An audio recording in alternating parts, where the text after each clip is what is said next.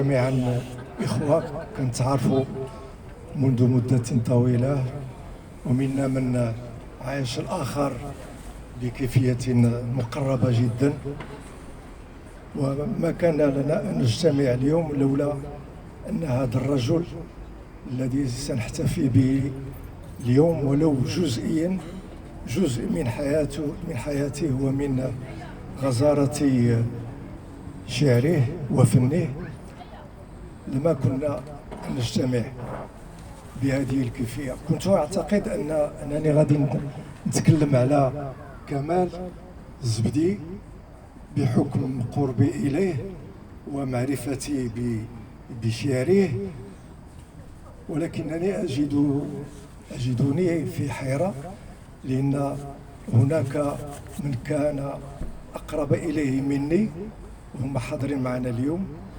ومنهم من عائلته أكثر مني، فكيصعب عليا نتكلم على كمال الزبدي في كليته. ولكن الذي يثيرني هي أنني كنت أعرف شعره قبل أن أعرفه هو شخصيا لمدة طويلة. فكمال الزبدي كان il faisait paraître de temps en temps des petits recueils depuis 1957, je crois.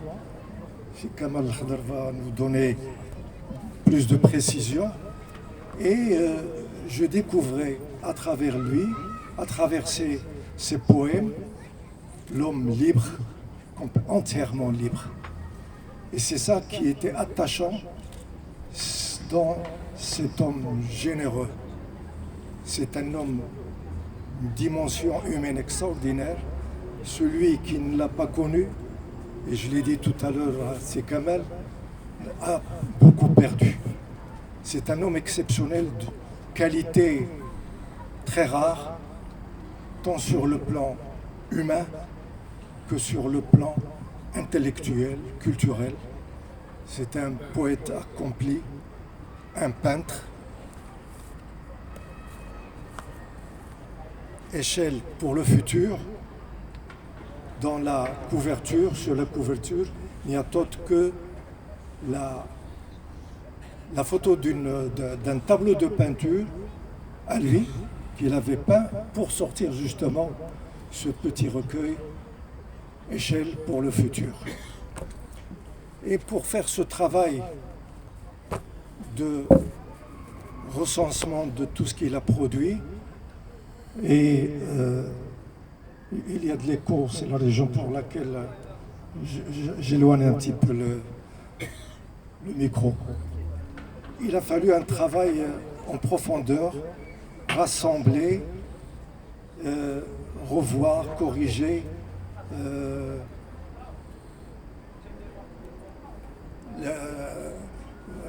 faire la frappe et surtout ne pas sortir de l'esprit de Kamal comme il le voulait lui tout au long de sa vie.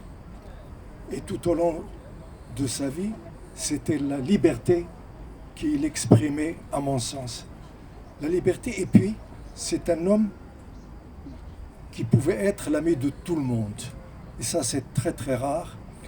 J'ai vécu des moments inimaginables de quelqu'un qui a le cœur dans sa main et qui pouvait donner n'importe quoi et à n'importe quel moment alors qu'il n'en avait peut-être pas, et pour satisfaire l'autre.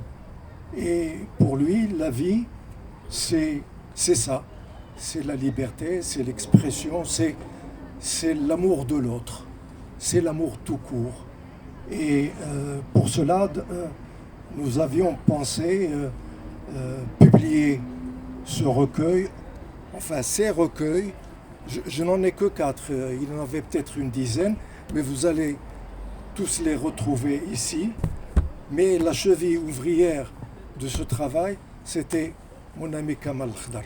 Et c'est à lui qu'on doit aujourd'hui la publication de l'ensemble des poèmes de Kamel Zbdi.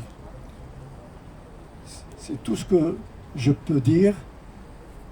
Il y a tellement de choses à raconter sur Kamel Zbdi, mais si Kamal Khdar a accepté avec beaucoup de cœur de venir rencontrer ces femmes et ces hommes qui ont connu Kamel Zbdi ou qui veulent le découvrir aujourd'hui. Et c'est pour cela que nous rééditons ces poèmes maintenant. Je donne la parole à Si Kamal. Il est le mieux placé pour parler de Kamel Zbdi.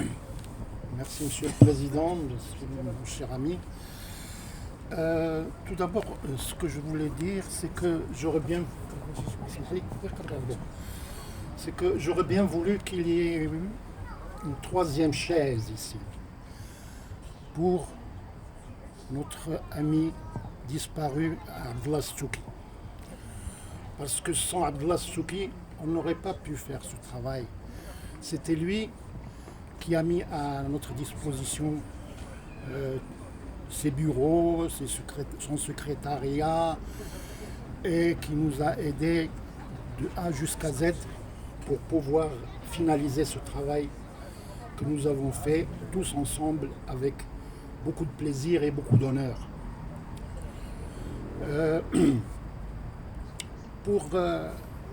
Quand on veut parler de la poésie de Kamel Zbdi, on a toujours un très gros problème. Ce problème, c'est qu'on ne peut pas parler de la poésie, de l'œuvre de Kamel Zbdi sans parler de l'homme Kamel Zbdi. Parce qu'il ne faisait qu'un avec son œuvre, avec sa création.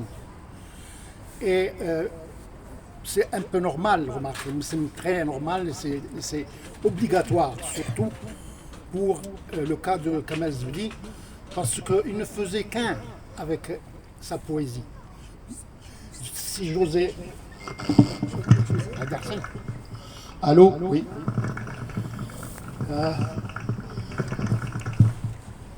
J'oserais même dire que Kamel Zbdi lui-même était un poème. C'était un poème ambulant. Et justement, c'est cette déambulation de Kamel Zbdi qui a fait de lui un grand poète. Et comme on dit, l'occasion fait le larron. Moi, je peux dire que l'occasion fait le poème pour Kamel Zbdi. À chaque rencontre, à chaque tristesse, à chaque bonheur, à chaque remémoration, il sortait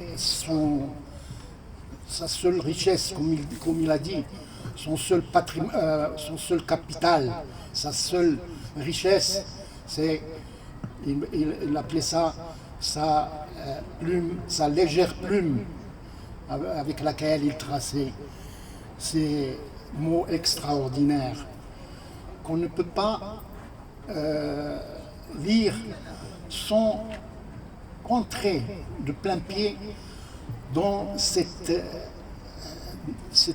personnalité tellement attachante et tellement humaine.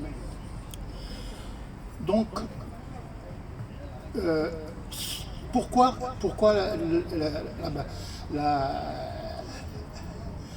les poèmes de Kamel Zbdi nous touchent? Parce que, je vais peut-être dire quelque chose qui va vous choquer, parce que c'est une poésie de circonstance, dans le sens noble du terme. C'est-à-dire, chaque fois...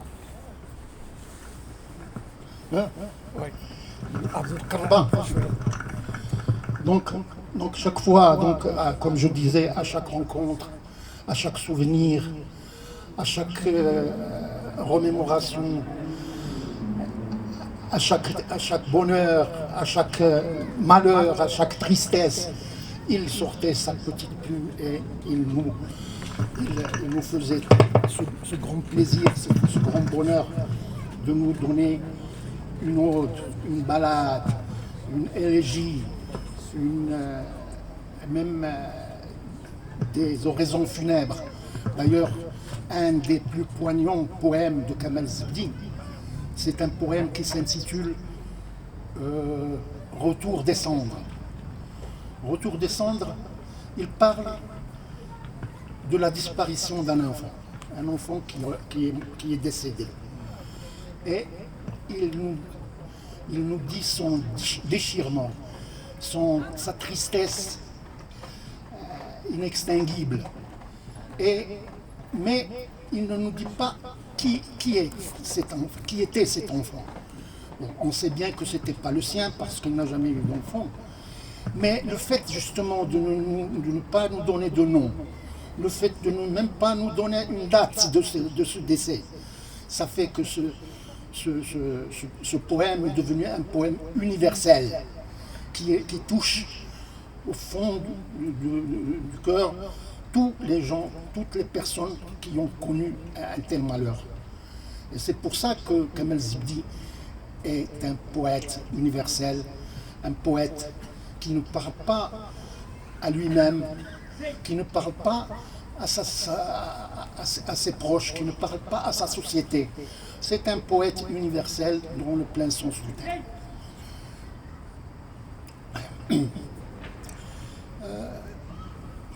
Kamel Zebdi, si on veut un peu le cerner, ou si on peut le rentrer dans un moule, on peut dire que Kamel Zebdi, c'est quelqu'un qui est attaché à ses convictions. C'est quelqu'un qui n'a jamais détesté personne. C'est quelqu'un qui n'était pas méchant, qui n'était pas violent, qui n'était pas orgueilleux, qui n'était pas rancunier. Mais c'est quelqu'un qui savait ce qu'il voulait et il savait ce qu'il ne voulait pas. Ainsi, pour en revenir encore à sa vie, on sait que Kamel Zebdi, quand il a terminé ses études secondaires, sa famille l'a d'abord inscrit à l'académie militaire de Meknès. On voulait faire de lui un grand soldat. Eh bien, au bout de quelques semaines, il a déserté. Il est parti. Alors, après cette mésaventure de l'académie militaire, ses parents l'ont envoyé à Paris et ils l'ont inscrit à l'Institut agronomique. C'était le même problème. C'était le même problème. Il n'est pas resté. Il n'est pas resté longtemps. Et il est parti. Mais il est parti de lui-même et il s'est inscrit à l'école du Louvre. Il s'est inscrit à l'école du Louvre. Vous allez pas le voir. Il s'est inscrit donc à l'école du Louvre et là, il a terminé son cursus.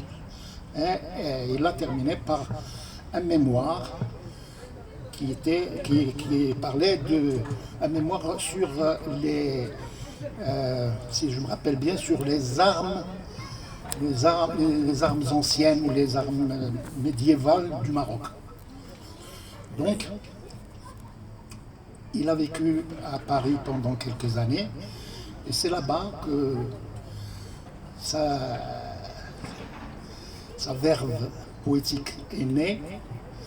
Et c'est là-bas qu'il a publié son premier son premier recueil. Mais il l'a publié à quelques exemplaires pour lui-même et pour ses proches. C'est pas Kyriel?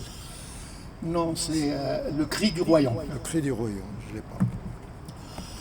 Donc, après Le Cri du Royaume, il a publié un second, justement, c'était Kyriel. Et ce recueil de Kyriel a été couronné par un prix de l'Académie française, carrément. Donc là, bon, si tu veux, c'est pas exactement une carrière, mais la carrière de Kamel Zibdi a été lancée. Et il a tenu bon, pendant 30 ans, plus de 30 ans. Il a fait ça, il a écrit. Il a écrit sur, comme j'ai dit, sur la vie et la mort, sur la tristesse et la joie, sur les grands personnages et les petites gens, sur les monuments marocains et les monuments de l'étranger. Il a écrit partout où il était. Il a beaucoup voyagé. Hein. Il est allé en Norvège, il est allé aux États-Unis, il est allé en France. Et partout où il allait, il traçait quelques lignes sur ce qu'il a. Et les personnes qu'il rencontrait, il parlait d'eux. Et, il avait, si on peut trier un petit peu les préférences de Kamel Zibdi, il avait deux grands amours, si vous voulez. Le premier, c'est les femmes. Mais c'était pour l'amitié des femmes. Pour lui, l'amitié des femmes comptait plus que tout. Et pourquoi? Sûrement parce que l'amitié des femmes pour un homme, c'est quelque chose de pudique, quelque chose de sympathique, quelque chose de noble et en même temps quelque chose de simple et de gai. Et donc il tenait beaucoup à l'amitié des femmes. Et la deuxième chose qu'il adorait, c'était la mer. Donc il a fait des poèmes extraordinaires sur la mer. Et vous les trouverez là dans ce recueil, bien sûr. Et donc, comme je disais, c'était un monsieur qui n'avait pas de détestation, qui n'avait pas de rancune, sauf peut-être, si on veut, il y avait deux choses qu'il n'aimait pas du tout. Il y avait bien sûr tout ce qui est colonialisme, impérialisme. Il a écrit quelques strophes sur la guerre de l'Irak, sur la Palestine, sur l'Afrique du Sud, des choses excellentes, extraordinairement vraies et touchantes. Et la deuxième chose qu'il détestait, ou une personne qu'il détestait, c'était Isabelle la catholique. Isabelle la catholique, c'était la reine de Castille qui, avec son mari, avait bouté hors de l'Andalousie, avait jeté dehors de l'Andalousie tous les musulmans et tous les juifs. Et il a écrit des petites strophes vengeuses, si vous voulez, contre Isabelle la catholique. Et à part Isabelle la catholique, je ne le connais pas. Je n'ai jamais entendu Kamel Zibdi dire du mal de quelqu'un. Et ça, c'est quelque chose de tout à fait exceptionnel pour quelqu'un quand même qui a vécu, qui a beaucoup vécu, qui a connu beaucoup de monde. Mais c'était peut-être qu'il y avait des gens qui n'aimaient pas, mais ils ne le disaient pas, ils ne leur disaient même ni à eux ni aux autres. Donc, on peut continuer à... Vous voyez, c'est ça le problème, c'est qu'on parle toujours du Kamel Zibdi, on ne parle presque pas de ces poèmes qui sont pourtant des poèmes tout à fait spéciaux, tout à fait spécifiques, tout à fait originaux, qui ne ressemblent à aucune autre poésie de langue française qui existe. Et d'ailleurs, si on veut vraiment parler de la poésie de Kamel Zibdi, il faut parler du langage, de la langue française de Kamel Zibdi. Kamel Zibdi est devenu une espèce, pour moi du moins, une icône de la langue française. Parce que cette langue française, il ne l'a pas adoptée. C'est-à-dire, il a plus qu'adopté, il l'a prise, pratiquement on l'a prise en otage. Il est devenu quelque chose à lui. C'est pas lui qui est rentré dans la langue française, c'est la langue française qui l'a fait rentrer en lui et il en a fait ce qu'il en a voulu. Et ça, même les grands, même beaucoup de grands poètes français ne peuvent pas le faire. Alors, moi, ce que je demande aux gens qui ont ces textes-là, c'est de les lire et aussi de les dire. C'est-à-dire, c'est une poésie qu'on doit déclamer, qu'on doit dire à haute voix. Parce que c'est là qu'on se rend compte justement de ce souffle, de cette mélopée, de cette mélodie qui ressort de ce texte. Et ça, c'est ça le vrai bonheur de lire Kamel Zebdi, c'est qu'on l'intègre nous-mêmes, nous on l'intègre à Kamel Zebdi dans notre esprit et dans notre cœur. Et c'est pour ça que moi, je lui resterai toujours reconnaissant et redevable du bonheur qu'il m'a donné en lisant ces poèmes. Je vous remercie. Merci beaucoup, c'est Kamal. Quand les deux Kamal se rencontrent, que faut-il faire? Eh bien, j'ai tout à fait d'accord avec toi que Kamal s'est approprié la langue française et est devenu une icône, comme tu dis, de cette langue qu'il a aimée et qu'il a pu exprimer ce qu'il ressentait dans la vie vis-à-vis de lui-même et vis-à-vis des autres. Il a toujours eu ce désir très puissant en ses profondeurs pour être celui qui aime les autres dans un amour pur. Et comme tu dis, pour lui, l'amour, c'est les femmes, mais l'amour dans son vrai sens du terme. Et voilà ce qu'il dit de l'amour des roses, pour vous remettre un peu dans l'ambiance de cette belle poésie de Kamel Zebdi. Deux roses s'aimaient d'un amour rose, survint la troisième rose, et les deux roses s'aimèrent d'un amour moins rose. La cause, la chose, pourquoi les roses? Les deux roses s'aimèrent d'un amour moins rose. Parce qu'un et un font deux roses, une cause. Parce qu'une seule et même cause, mais à trois, c'était déjà une chose parmi 1000 choses. Ben c'est ça, Kamal. Tu as soulevé l'Andalousie, mais à travers l'Andalousie, à travers sa haine, l'unique et seule, enfin, d'Isabelle la catholique.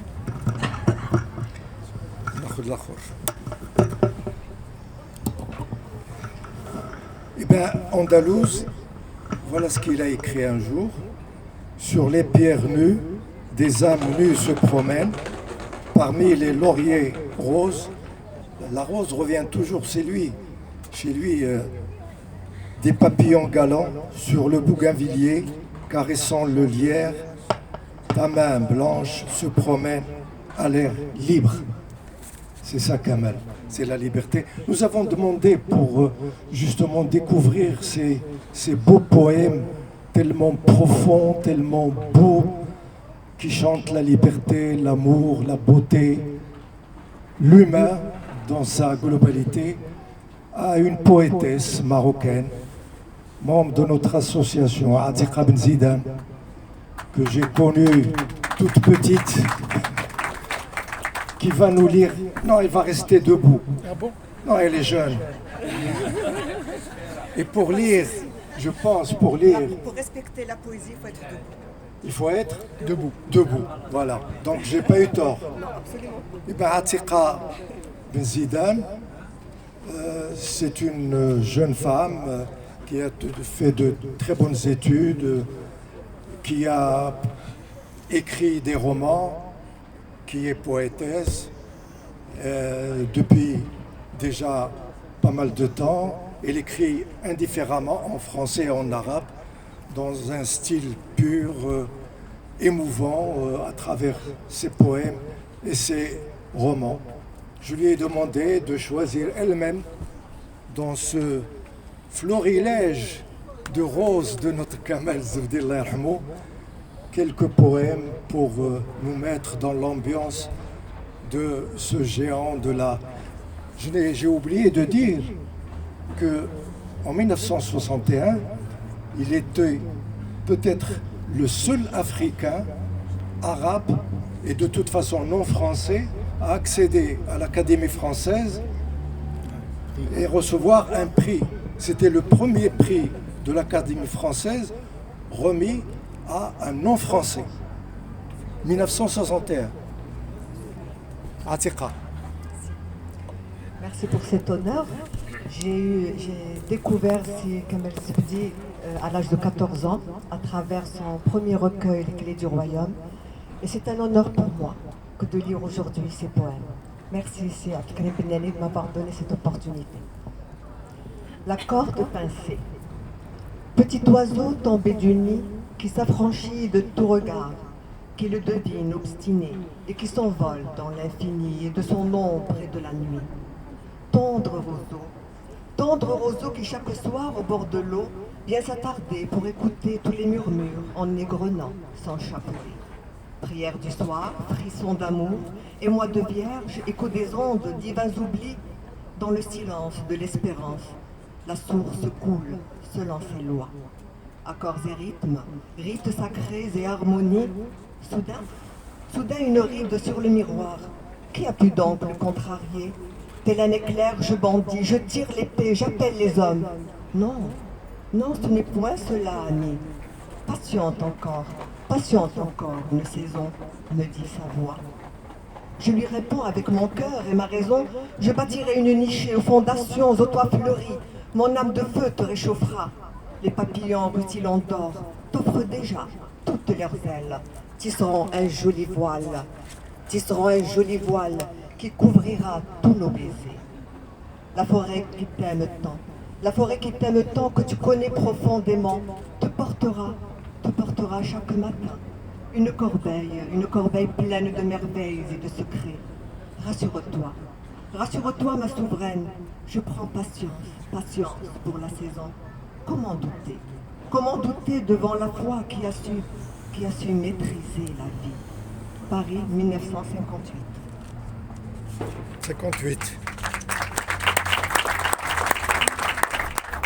Saintes amours. La main est cette partie du corps qui avance pour annoncer le corps. Ta main est dans la mienne, qui la serre. J'aime ta main, et ta main je garde. Dans un élan d'amour, mon corps se prépare à recevoir le tien. Ta main de la mienne, doucement se détache.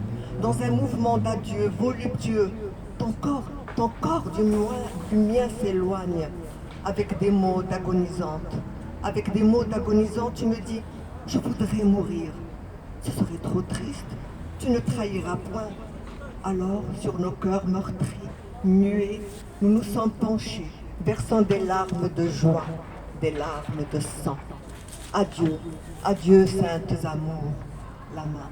La main est cette partie du corps qui avance pour annoncer le corps. J'aime votre corps. Fuyez donc, allez loin. Si je vous revoyais demain, saintes amours, de grâce, ne me donnez plus la main.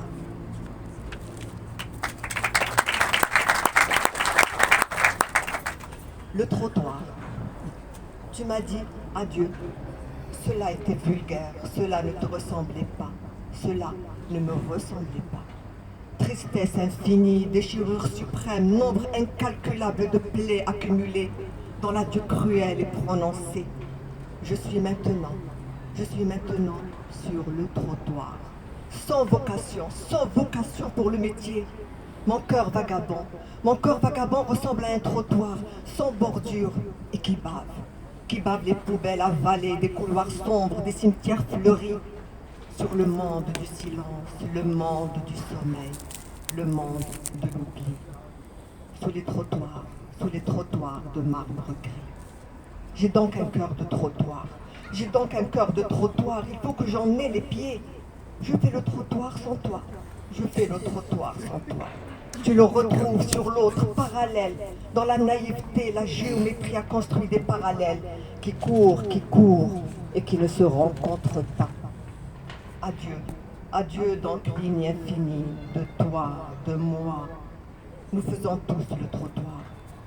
Je cherche un autre trottoir, à l'intérieur de toi, à l'intérieur de moi, avec deux parallèles qui se touchent, qui s'enlacent pour faire des volutes amoureuses, des stalactites aux reflets bleus, des arabesques d'ivoire, des mandrôles suspendus, quelques restes de ce que nous fûmes, que je ne cherche et que je cherche en vain. Je ne trouve rien. Sinon des putains d'intérieur réfugiés sous les rinceaux, poubelles d'argent, façade dorée. Nous faisons tous le trottoir. J'ai mal au cœur, mal à la tête, j'ai mal aux pieds.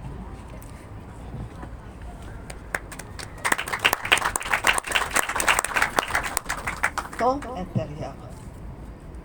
Laisse le mauvais sort jusqu'au bout t'accabler. Laisse. Il s'épuisera de lui-même, s'envolera en fumée. Devant le temps intérieur, cette force invincible que Dieu n'a pas créée en vain.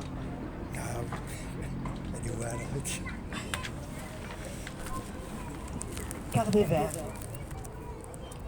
J'étais triste, si désespérément triste. Triste comme le vin de la solitude, comme le spectacle qu'offre la vue d'une terre stérile, qui regorge d'une eau abondante, inutile.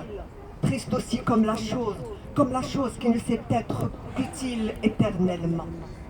Triste comme une mamelle de chèvre desséchée par le temps, le cher omnipotent. Triste comme la fin d'un empire d'orgueil, vidé de sa substance coupable, dégénérée. Triste comme un linceul qui regagne à travers une rue déserte sa demeure dernière, qu'il ne trouve pas. Triste comme le ciel où les étoiles seraient éclipsées. Un monde privé de lumière, de cloches vibrantes, de minarets ensoleillés, qui sous leur voûte d'azur tranche avec le cauchemar. Le cauchemar des tortionnaires qui supplicièrent Lumumba et Jamila, ces deux idoles sacrées, cette même orgue simple qui chante la vérité vraie du grand mouvement. Oh, triste j'étais, mes pitoyables frères, comme un flocon d'avoine vide, posé sur une étagère branlante dans un groupil rempli d'enfants, comme un village d'Afrique, d'Asie ou d'ailleurs, décimé par la fièvre et l'indifférence des grands. J'ai rencontré ton beau visage, je t'ai vêtu de blanc, nous prîmes le chemin du désert, pour réapprendre l'humanité qui fleurit dans les matins des carnets verts. Transparence. Quand souffre un homme, c'est toute l'humanité qui en est responsable. L'isolement, la charité sont à présent 20 mots. L'impossible devient de plus en plus possible, le fait certain et réductible. Homme, ta souffrance si juste paraît-elle, n'est pas ton vrai compagnon. Quand tu as accepté la souffrance, tu as renoncé. Tu as renoncé à ta vocation humaine, en ce qu'elle a de plus profond. Tu as renoncé à la joie d'être, de te multiplier dans la joie. Homme, ne dis non à la lumière, que si la lumière te fait mal. Si la lumière te fait mal, ce n'est plus la lumière. Regarde dans sa forme pétrifiée le cavalier qui a perdu les rênes et l'étrier. Regarde-le bien, regarde-toi bien. Si tu ressembles au cavalier qui a perdu ses rênes et l'étrier, comme le cavalier soit pétrifié, à ses côtés, meurs, mais laisse courir ton cheval.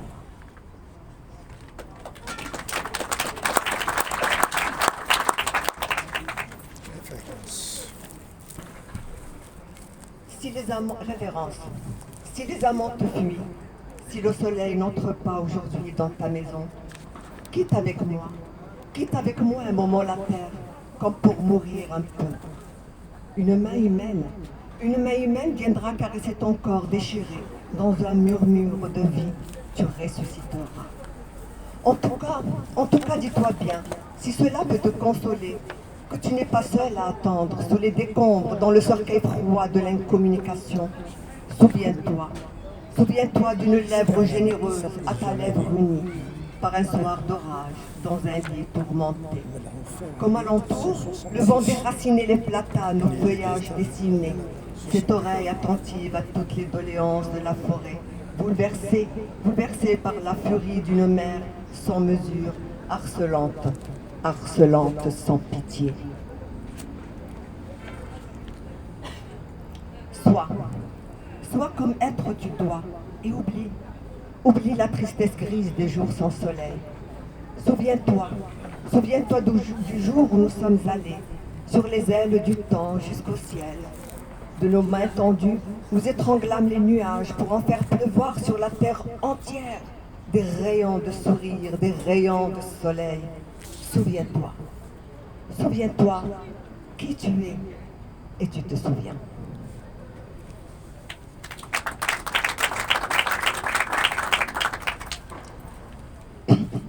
Koutsubia, tu es belle. Tu es belle, je te regarde avec des yeux de sang, les fibres d'un corps enchanté. Tu es ma mère et ma fiancée, tu es mon âme, ma prière. Sur tes nattes ensablées, j'ai lavé mes fronts, des affronts de la guerre.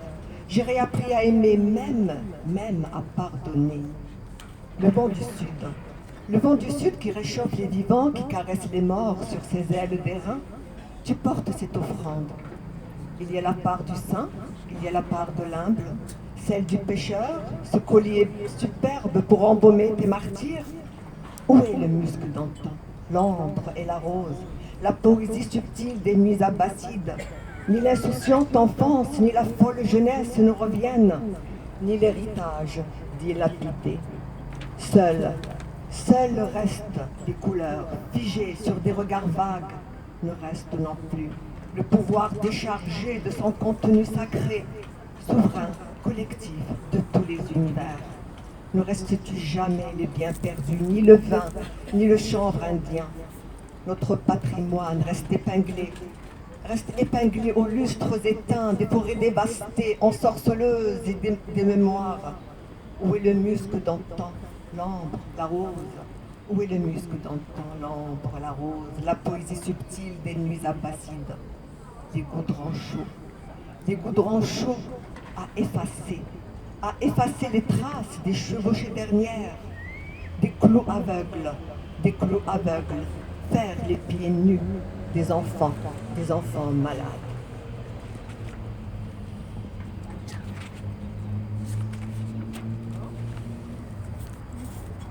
Paysage humain. La colère est dans le vent dans le champ, vaine la crainte contre la tempête. L'arbre et sa résistance farouche, l'arbre dans l'homme. L'homme, un enfant de la forêt, indéracinable et fort, verdoyant par malheur. Sur la terre des hommes, il pleut des mots qui tuent, ou des regards qui assassinent. Il pleut la haine et le mensonge. Chante pour crier, le songe vit. Le songe alors se verticalise et devient tige. La tige porte le formant, un signe d'amour et de maîtrise tout près d'elle. Tout près d'elle une autre tige, un autre chant, un autre songe, absolument identiques, vont se multipliant dans une marche irréversible vers une vie éveillée, et s'y répandre et s'y déployer. Tels des fils ordonnés, tissent la soie, tirés des secrets de nos âmes, et des matins calmes, où les prairies enchantées recevront les hommes. Recevront les hommes lavés de leurs souillures, la colère dans le vent dans le champ, vaine la contrainte. Intense devient la fièvre et sauvage le délire, face à l'écume des jours stériles, ces jours trop longs, ces jours qui tuent à chaque instant et qui ne veulent mourir au-dessus du néant. Mon échine brisée se redresse. Elle possède encore assez de force pour réclamer éphémère sa part de joie, son dû d'amour. Tout près de mon échine, absolument identique, une autre échine se redresse. L'esprit hardi, au corps bienveillant, a tendu la main. Le vieil homme mutilé d'injustice devant l'éternel, doucement, doucement se relève. Fraternelle, la coupe universelle se cristallise au-dessus de toute leur tressure. Belle, elle s'érige dans le paysage trait pour trait, ce modèle admirable, le paysage humain. L'olivier. L'homme a été doté de mémoire pour honorer son père, sa mère, l'olivier. Quant au pourtour de la mer, une famille est contrainte d'émigrer. Elle déterre d'abord son arbre, qu'elle va planter en premier dans ces terres nouvelles. Dans une osmose parfaite, l'homme et l'olivier se retrouvent aux bases sacrées des mêmes racines. Comme les temps se fendurent pour le bédouin accroupi le soir autour du foyer, les mains s'amenuisent, qui trouvent en ce compagnon fidèle nourriture, lumière, baume, armure des temps présents, et celle improbable à venir.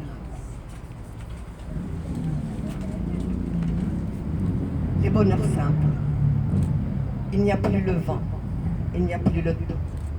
Le ciel n'existe plus, ni même les étoiles. Les bougies se sont éteintes, se sont tues, les cendres. Il n'y a plus rien, hormis l'essentiel. L'essentiel, toi. Toi unique et multiple, fragile comme l'aile du papillon qui vole, solide comme le roc, qui sait le prix du silence pudique, qui émerge limpide des profondeurs, comme sur le front du monde qui vit, un sourire se profile qui ne veut pas dire son nom. Il suffit que tu sois absente et que je dise ton nom pour que tu ne sois déjà plus. Toute vérité sublime, toute volupté audoyance, dans le miroir de la transcendance à l'ombre des pins amis, les bonheurs sont simples.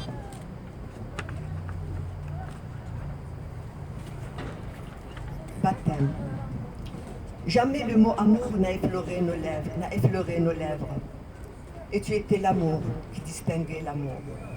Jamais le mot amour n'a effleuré nos lèvres. Et tu étais l'amour qui distinguait l'amour.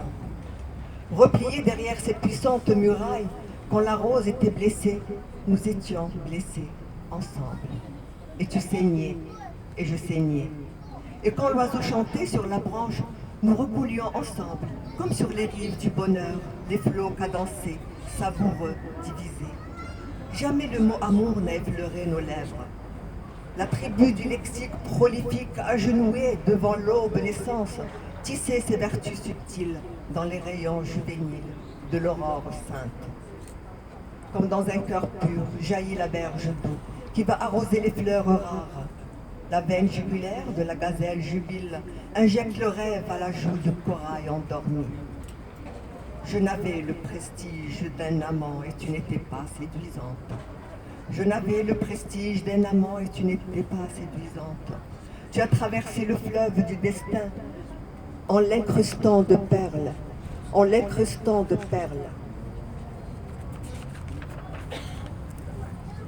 qui ont reçu la grâce de ton sourire, les parfums de ton jardin, l'éclat de tes yeux étincelants, où le crépuscule se noie, pour renaître plus belle encore.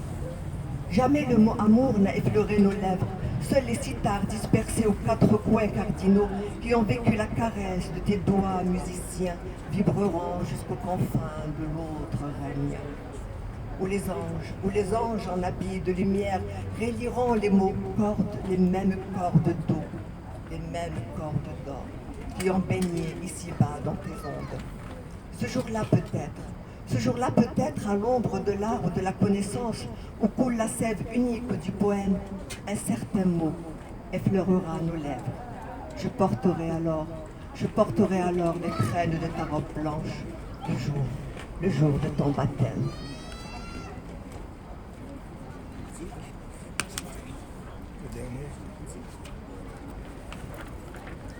L'endroit.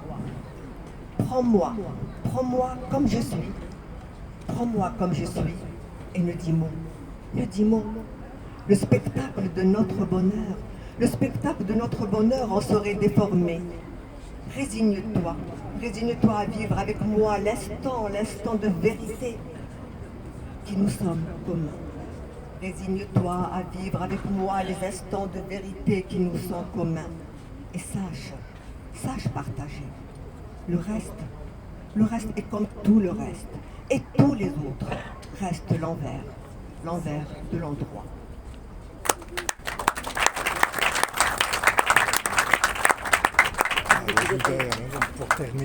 Pour terminer, la dame des Oudéas. Bien sûr. Je suis sortie de l'enveloppe de mes pierres. Je suis sortie de l'enveloppe de mes pierres pour faire renaître un cri. Entre les deux rives où le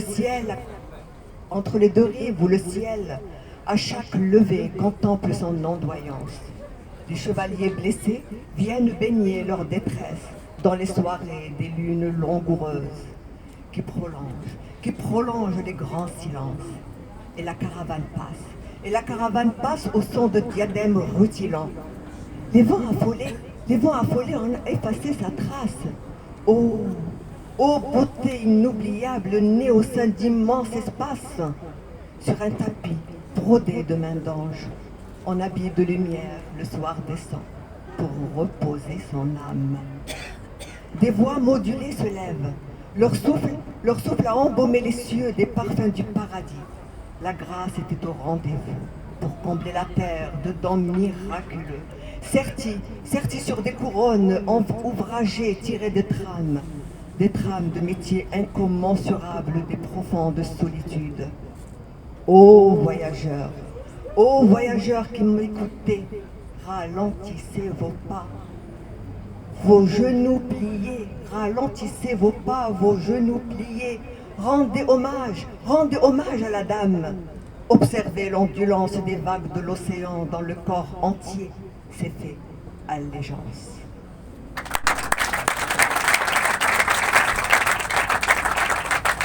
Merci beaucoup, Atika.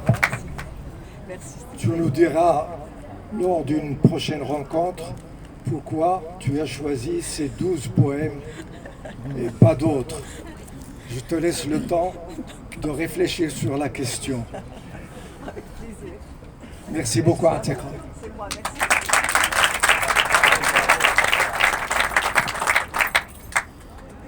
عندنا واحد الخزان كبير ديال الشعر اللي انا كنت كنشوف بعدا ملي كانت كتقرا عتيقه هذيك الاشعار كلشي منتبه كلشي متبع كلشي كيحاول يفهم لان خصنا نفهموا هذاك الشيء اللي كان كيكتب واللي كتب كمال الزبدي. ولكن كان هناك واحد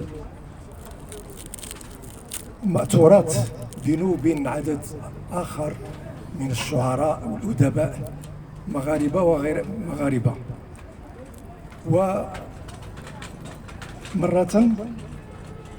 أهدى أحد كتبه لشاعر كبير والأديب متميز سيدي محمد بن الراضي رحمه الله،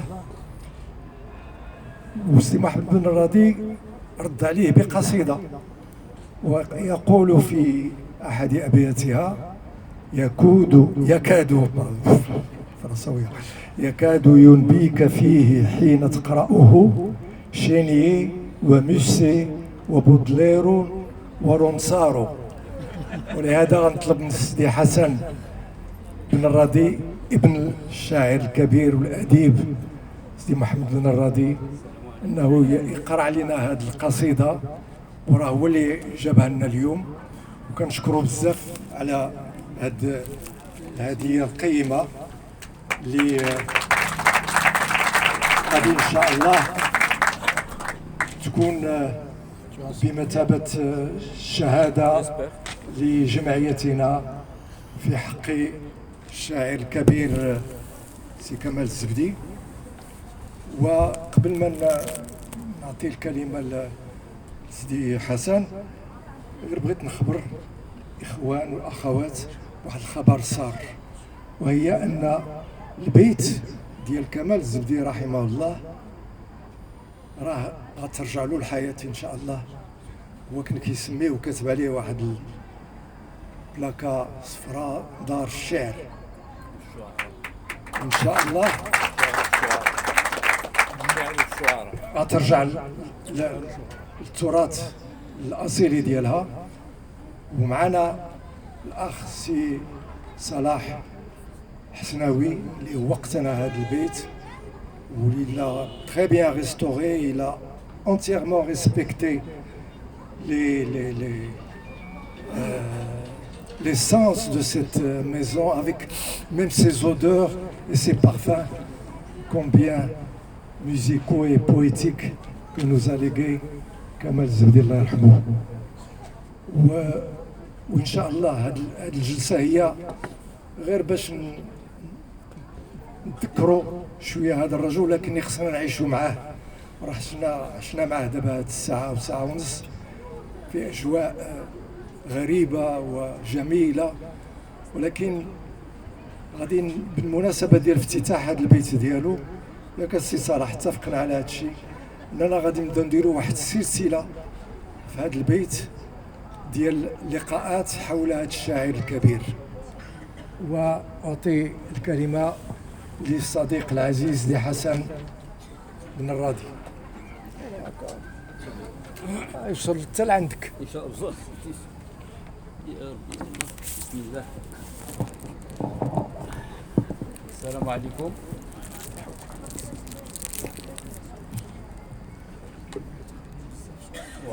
شكرا. هذه قصيدة كان الوالد الله يرحمه شكر بها كمال الزبدي رحمه الله. كان كمال الله يرحمه هذا الوالد واحد لو ريكوي ديالو لي زيراكيان 2 بعد الحرب اللي كانت مشهورة على العراق، وكانوا تلاقاو واحد المناسبة ما تشوفوش شي 70 عام شي 60 عام قبل، وداروا هذا الكتاب وجاوبوا الوالد رحمه الله في 20 يوليوز 1992. هذه 30 سنة. كيقول له فيها الله يرحمهم: حضرة الصديق الكريم الأستاذ الشاعر كمال الزبدي، بارك الله في جهودكم وزاد في مددكم، وتحية واحتراما. وبعد،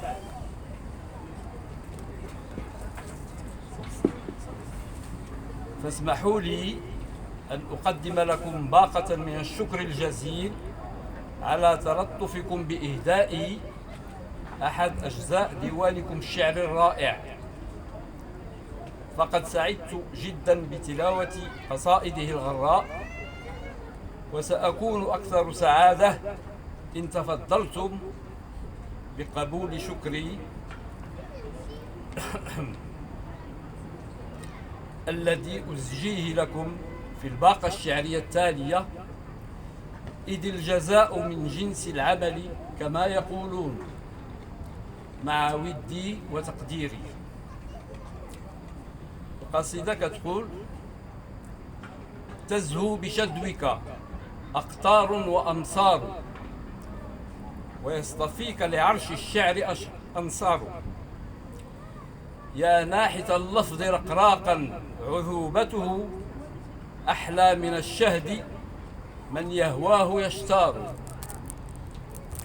اختبرت غور لغات تنتقي دررا كما تنتقي دررا، فما نبى لك لا والله مسبار، وجئت بالسحر يهمي في مراشفه، كما همت بعيون الخير أمطار.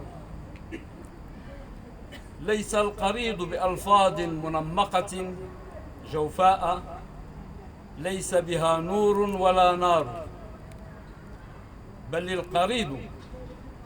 القريض وأكرم بالأولى شعر، روح يهز شغاف القلب طيار، كأنه كهرباء لا يخالجنا في كنهها أبدا شك فنحتار، لكن حقيقتها لسنا نلم بها من بعد ما كتمتنا السر أسرار، كذاك شعر كمال في غضارته قد راق مبنى ومعنى فهو معيار، يكاد ينبيك فيه حين تقرأه شنيي وموسي وبودلير ورنصار، شكري للطفك في الإهداء يعضده ود قديم وتقدير وإكبار. شكرا.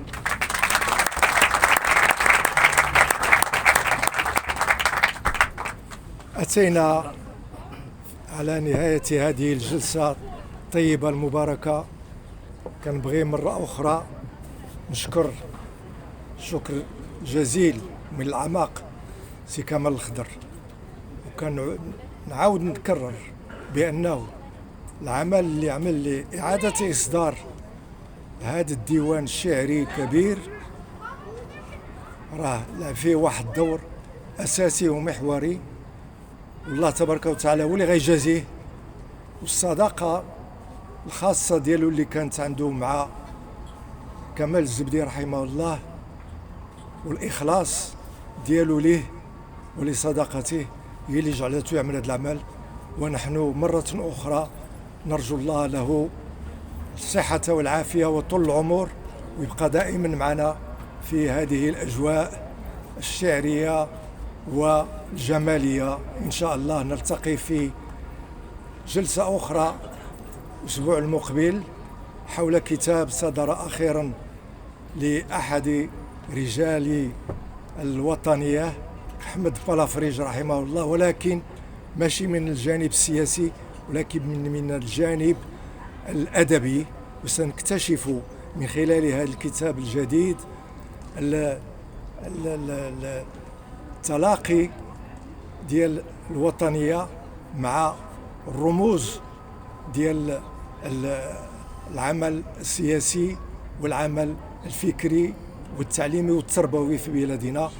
أرجو أن نقتسم كالشاي جميعا في مكتبة رباط الفتح.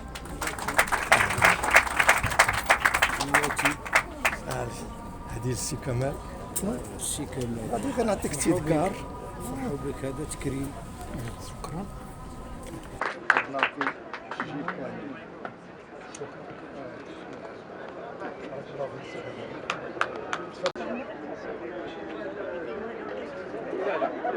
هذا